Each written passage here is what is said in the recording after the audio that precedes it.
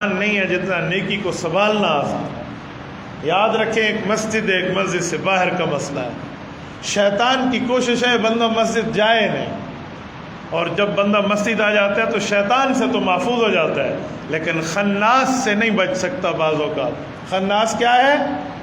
الذی یوسوس فی صدور الناس، سورۃ ناس پر اپنے فرمایا من شر الوسواس الخناس، خناس کے شر سے پناہ۔ کون ہے خناس؟ جو لوگوں کے دلوں میں وسوسہ ڈالتا ہے۔ اے اللہ، وہ جن ہے یا انسان ہے؟ تو رب نے جواب دیا من الجنۃ والناس، وہ انسان بھی ہو سکتا ہے، وہ جن بھی ہو سکتا ہے، خناس۔ تو شیطان مسجد آنے نہیں دیتا، خناس مسجد میں رہ کر عبادت کو بچانے نہیں دیتا، بعض اوقات بندہ ضائع کر بیٹھتا ہے۔ تو اس لیے شیطان سے بھی بچے اور خناس سے بھی بچے۔ اور میں آج کے جمعہ میں آپ کے سامنے بڑے درد دل سے اور بڑی دکھی بات سے آپ کی خدمت میں بطور شکوہ اور بطور احتجاج بات کر رہا ہوں۔ میرا اللہ جانتا ہے میری دل کی کیفیت، مجھے پتہ ہے۔ آج اخلاق سے اتنے گر گئے ہیں ہمارے معاشرے کے چند لوگ کہ انہیں رسالت مآب علیہ الصلوۃ والسلام کے قرب کا اور مسجد نبوی کے احاطے کا احترام بھی نہیں ملا۔ کل 27 رمضان مبارک سعودی عرب میں ہمارا پاکستانی حکومتی وفد پہنچا ہے، تو اس کے خلاف نعرے بازی، یار آپ کے کوئی سیاسی معاملات ہیں تو اپنے ملک تک محدود رکھو۔ اس کو مسجد نبوی میں اتنی اونچی آواز سے بکواسیات کرنا، ہلڑ بازی کرنا، وہاں کے ادب اور اسلامی اور دینی اور تقوی اور طہارت و للہیت کے پاکیزہ ماحول کو خراب کرنا، میں نہیں سمجھتا کہ کسی مسلمان کی جرت ہو۔ میں نہیں سمجھتا اس کے پیچھے کوئی اور لابی ہے، تحقیقات میں سامنے آ جائے۔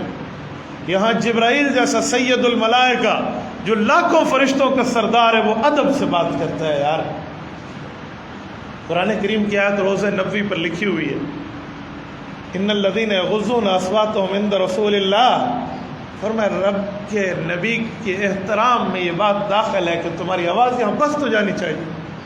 یار وہاں درود پاک بھی آہستہ آواز میں پڑھا جاتا ہے، وہاں درود پاک بھی اونچا نہیں پڑھا جاتا۔ جو حضرات گئے ہیں نا مسجد نبوی، وہ جانتے ہیں کہ جو مسجد نبوی میں روضہ پاک کے قریب جن جھاڑو سے صفائی کی جاتی ہے وہ ریشم کے ہیں، وہ کپاس کاٹن ریشم کے ہیں، وہ دوسری لکڑی وغیرہ کے نہیں ہیں کہ وہاں آواز بلا۔ رب جانتے ہیں وہاں الیکٹرانک گاڑی جو چلتی ہے نا، جو وی آئی پی مہمانوں کو لے کر آتی ہے، وہ سائلنٹ گاڑی، خاموش اس کی آواز ہے، چارجنگ والی گاڑی ہے، وہ دوسرے وہ آلات والی نہیں ہے۔ اتنا ادب ہے۔ ہم ایک دوست بتا رہے تھے کہ مدینہ طیبہ کے ایک ہوٹل پہ ہم کھانا کھا رہے تھے، تو ایک کتا آیا، تو ایک بندے نے ایک بوٹی اٹھا کر اسے پھینکی، تو اس نے منہ دوسری طرف کر لیا۔ تو وہ مسجد نبوی کا جو ساتھی بیٹھا تھا وہ اٹھا اور اس نے پلیٹ ڈسپوزیبل اٹھائی اور اس پر وہ بوٹی رکھی اور کتے کو دی، تو اس نے کھا لی۔ تو اس نے کہا حضرت احترام یہاں جانوروں میں بھی موجود ہے،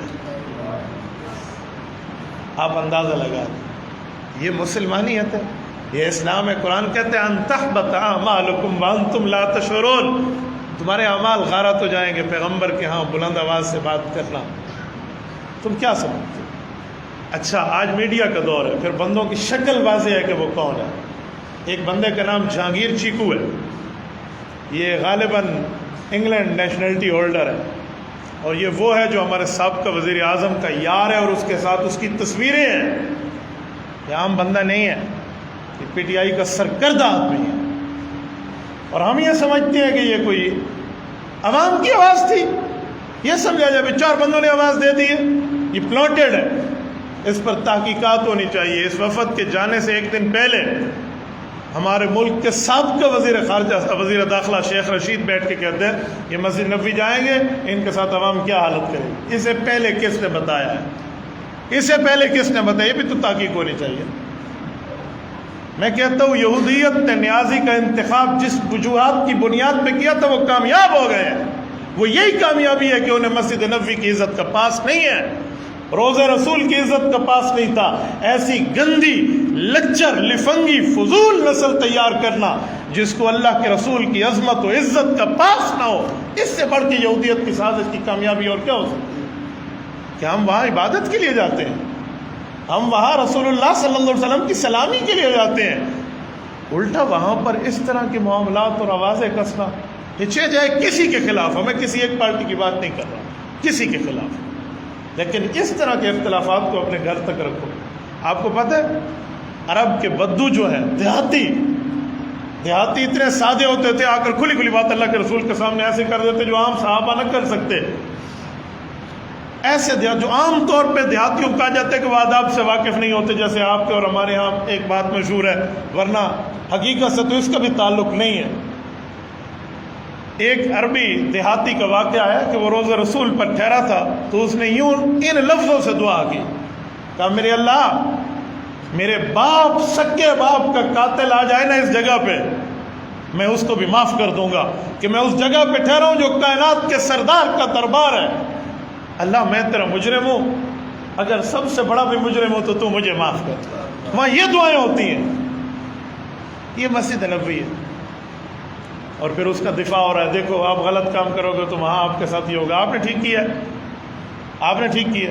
جو الزامات ان پہ تھے ان سے بڑھ کے آپ پر ہے. چوری کا الزام ان پہ تھا تو آپ پر خزانے کے الزام کی چوری کا ہے، وہ کہاں جائے گا؟ الزامات سے کوئی چور بنتے تو آپ سب سے بڑے چور ہیں پھر. لیکن اس طرح کی باتیں، اپنا ملک ختم ہو گیا.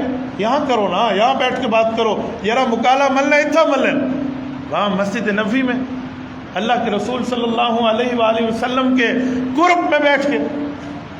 اچھا سنیں، جتنا دل اس بری حرکت پہ رسول اللہ صلی اللہ علیہ وسلم کا دکھا ہوگا نا، میں صبح وقت سے، رب جانتے اللہ کی قسم، میں ایک دعا کر رہا ہوں کہ اللہ اس نحوست کا عذاب ہم پہ نازل نہ کرنا.